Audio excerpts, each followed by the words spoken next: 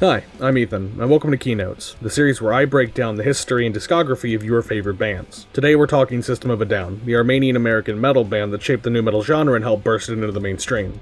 Our story starts all the way back in 1992, where Serj Tankian and Darren Malakian met in a recording studio while working on separate projects. These two, alongside Dave Hakopian and Domingo Larrañaga, would form the band Soil, with Shavo Odadjian acting as the group's manager. In 1994, Dave and Domingo ended up splitting from the band, and Shavo joined as their bassist. The group was renamed to System of a Down based on a poem that Darren had written. The group brought on TeknoAXE and continued performing under the name Soil. During this time, the group wrote 2 unreleased demo tapes and a third released one. That was until mid-1997 when Tronic suffered a hand injury and ended up having to leave the band, being replaced shortly after by John Dolmayan. This would be the final lineup for System of a Down, so let's talk about the individual band members. Serj Tankian is a Turkish-Lebanese immigrant born to Armenian parents who moved to California at the age of 7. During his years at California State University, Serj would start his 2 most prominent interests, activism and music, particularly interested in vocals and keyboard. Darren Malakian is an Armenian-American who fell in love with heavy metal music at a young age, listening to bands like Van Halen, Judas Priest, and Black Sabbath. While he wanted to play drums, he began playing guitar at the age of 11 while his taste in music began to shift to bands like Slayer, Metallica, and Pantera. At age 17, he realized that guitar and songwriting were his true passions. Shavo Odadjian is an Armenian immigrant who moved to California at the age of 5 and spent most of his time skating and listening to punk and heavy metal music. He eventually became the band's bassist after Soil had split. John Dolmayan was a Lebanese immigrant born to Armenian parents who moved to California during the Lebanese Civil War. Beginning his interest in drums at the age of 2, Dolmayan would spend hours every day practicing his drumming abilities. He cites The Who, The Police, Led Zeppelin, and Rush as some of his influences. System of a Down's first official release under the System of a Down name would be the song Pluck on an Armenian Genocide Awareness collab album, and this song would catch the attention of legendary producer Rick Rubin. Rubin signed the band to American Columbia Records, and the group would begin laying down the foundation for their debut self-titled album. Rubin wasn't sure how Sod would be received by the public, but this was just the beginning of their legendary career. In 1998, the band would release their self-titled debut LP, System of a Down. This debut album incorporated the sounds of nu metal and alternative metal layered with themes consisting of critiques on genocide and religion, government brainwashing like the MKUltra experiments, and a general anti-war sentiment. Songs like Sugar and Spiders brought moderate success and snagged them spots opening for bands like Slayer and Metallica, as well as a spot during Ozfest. This album was also well received by critics, stating that this was an excellent starting point for an interesting band. Since its release, the record has gone double platinum, selling over 2 million copies. The album is considered one of the best metal records ever, with fans contending for this being Sod's best album. After the release of their debut, Sod began working on their next record. The band planned to release it for free during a concert in 2001, but the show was cancelled when 15,000 fans arrived at a venue meant to only hold 3,500. The day after, Sod would end up releasing their second LP, Toxicity. While still maintaining the dominant nu metal and alternative metal sounds, the group incorporated other stylings alongside them, including folk, prog rock, jazz, hip-hop, and even Greek and Middle Eastern music. The group focused on incorporating more melody and singing, as well as integrating unique instruments like the sitar, banjo, and piano. The band continues their politically charged lyricism, discussing themes of mass incarceration, criticism of the CIA, the environment, scientific reductionism, and drug addiction raging through America. This album dropped at a rather rough time. Releasing only a week before the 9/11 attack, some songs were pulled from radio air due to the political lyrics criticizing America, particularly the most popular song, Chop Suey. Despite the controversy, MTV continued to play their songs and radio began replaying them later that year. Another controversy would bring Sod to focus when, during their 2001 tour with Slipknot, bassist Shavo was harassed, beaten, and dragged out of the venue by security. Later, it was found that security assaulting Shavo was racially motivated due to Shavo's Armenian heritage. Despite these hiccups, Toxicity exploded into the mainstream. Critics from all around began to praise this album as a heavy-hitting metal classic, with the album peaking at the #1 spot on the Billboard 200 in its first week. Within its first year after release, Toxicity was certified triple platinum and has since then become 6 times platinum, selling 12 million copies worldwide.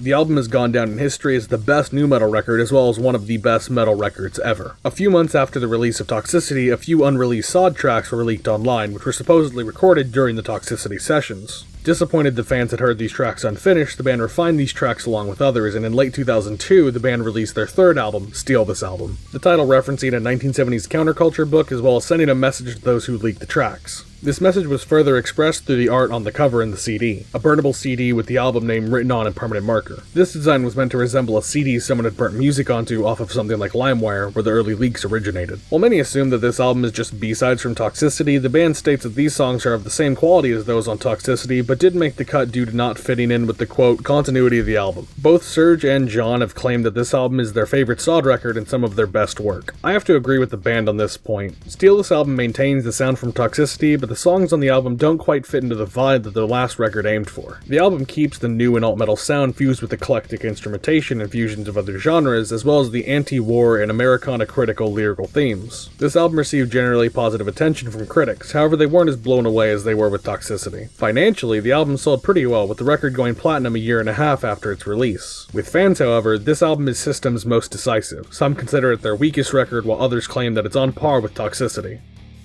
A bit of time passed after the release of Steal This Album, and in 2004, Sod began recording their next project, a double album. Each half of the album was to be released 6 months apart from each other, and in mid-2005, the first half of this album, Mesmerize, was released. System of a Down had found a formula that worked for them, new and alt metal fused with softer genres and exotic instrumentation alongside politically charged lyricism. These albums, however, had a key difference. Darren had taken a much more dominant role vocally, with about half the songs having him on main vocals with Serge as backup. Mesmerize was acclaimed by critics and it became platinum certified within a few months. At this point in their career, System of a Down had become metal icons, and anything they released was met with critical and financial success. 6 months after the release of Mesmerize, the second half of the double album, Hypnotize, was released. It kept to the same sound, with Darren taking an even more dominant role in vocals than he did on Mesmerize. This album was also met with critical and financial success, and System of a Down was larger than ever. They had become musical legends. Despite all this success, there was trouble in paradise. During the recording of Mesmerize and Hypnotize, there was a point where Serge almost left Sod entirely, with him and Darren stating that it was over, quote, creative input and financial revenue splits.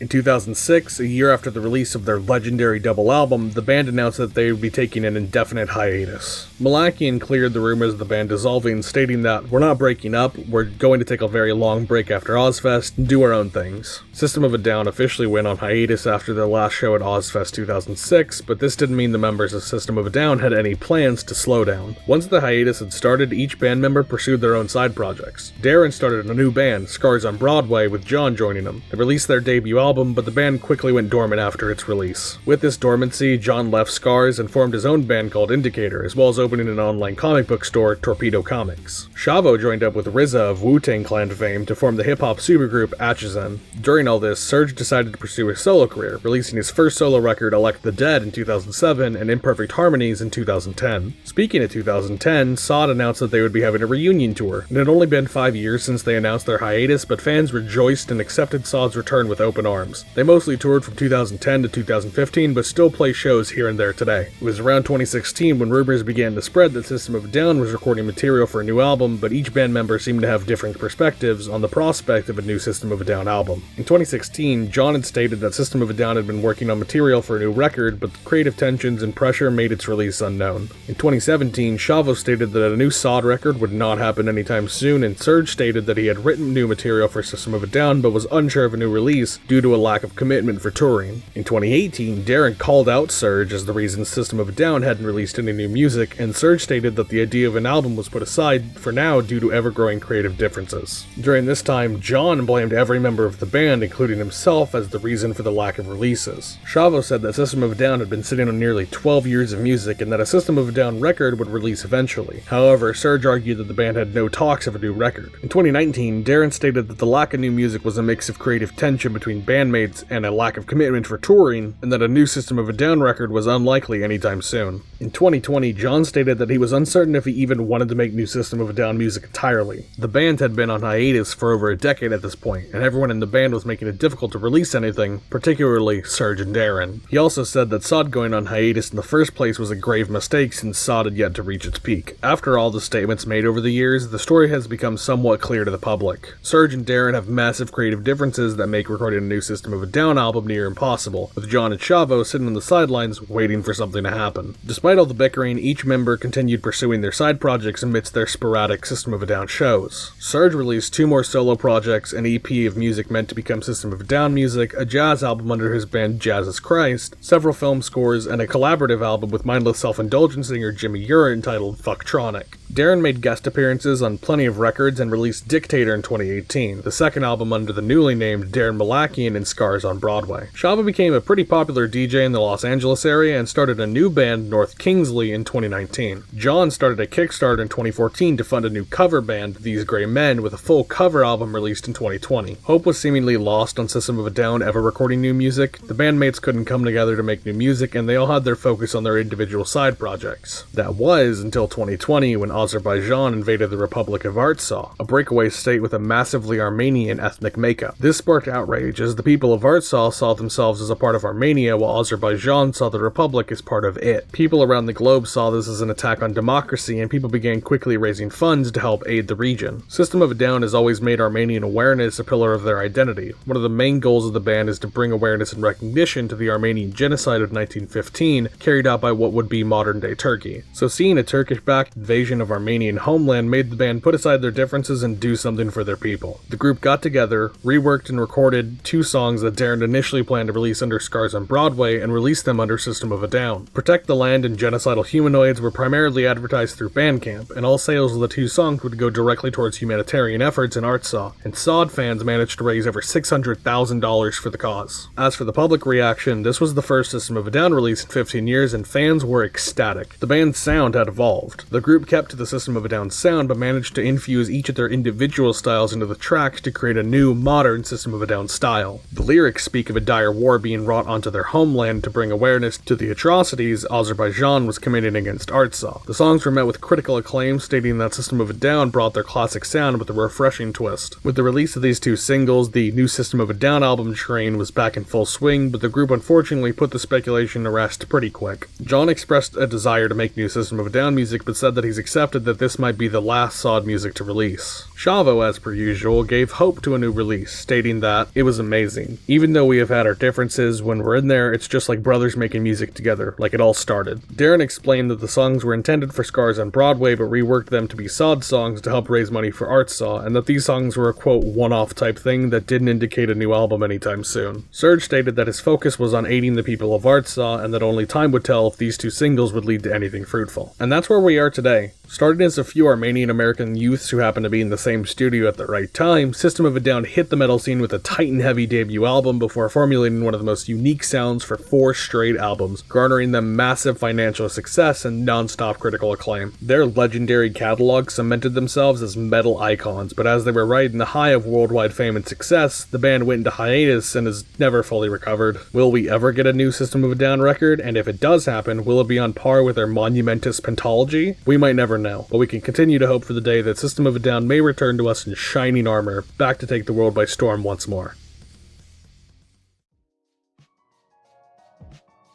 Hey, hope you enjoyed the first episode of Keynotes. This was pretty fun getting to delve into the history of a band that I've followed for years. System of a Down is my favorite band of all time, so I already knew a lot of the info here, but it was fun to learn about a lot of it that I didn't know. If you enjoyed the video, leave a like, subscribe to the channel for more videos in the future, and hit the bell to be notified for when those videos come out. If you've never listened to System of a Down before, there will be a link in the description to a playlist I made of some of their most popular songs and some of my personal favorites from their main catalog as well as their side projects. If you have listened to Sod before, let me know what some of your favorite songs, albums, or side projects are in the comments below. If there's any other bands or artists you'd like to see me do a Keynotes video on, let me know in the comments as well. If you want more stuff from me, you can check out my Twitter at Eithan Tweets. I talk about video ideas and upcoming projects, announce when new videos drop, and mostly whatever I'm doing at the moment. I also have a Patreon at patreon.com/Eithan. There's a bunch of different tiers where you can get things like access to my Discord server, behind the scenes content, polls, and your name appearing or shouted out at the end of videos. Any financial support is greatly appreciated, so if any of the tiers interest you, again, it's patreon.com/Eithan and at Eithan Tweets on Twitter. Hope you enjoyed me talking about System of a Down, and I will catch you all later.